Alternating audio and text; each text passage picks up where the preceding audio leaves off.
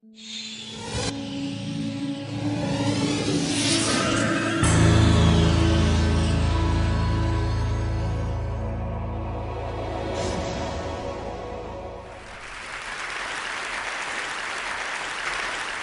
all outward appearances, John had everything going for him.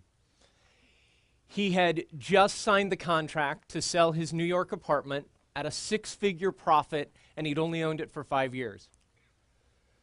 The school where he graduated from with his master's had just offered him a teaching appointment, which meant not only a salary, but benefits for the first time in ages. And yet, despite everything going really well for John, he was struggling, fighting addiction and a gripping depression.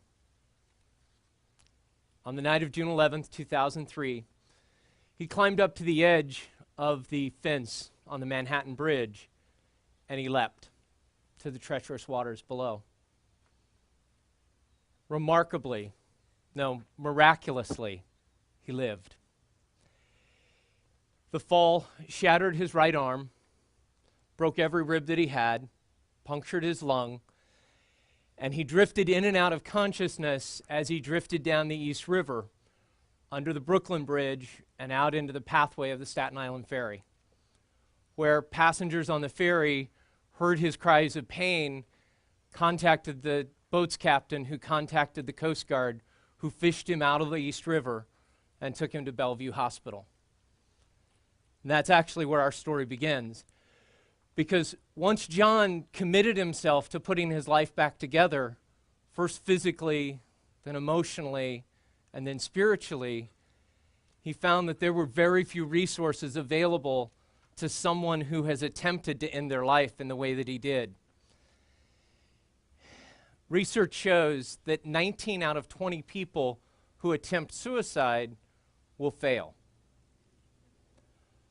But the people who fail are 37 times more likely to succeed the second time. This truly is an at-risk population with very few resources to support them. And what happens when people try to assemble themselves back into life, because of our taboos around suicide, we're not sure what to say, and so quite often we say nothing. And that furthers the isolation that people like John found themselves in. I know John's story very well because I'm John. And this is today the first time in any sort of public setting I've ever acknowledged the journey that I have been on. But after having lost a beloved teacher in 2006 and a good friend last year to suicide, and sitting last year at TED Active, I knew that I needed to step out of my silence and past my taboos to talk about an idea worth spreading.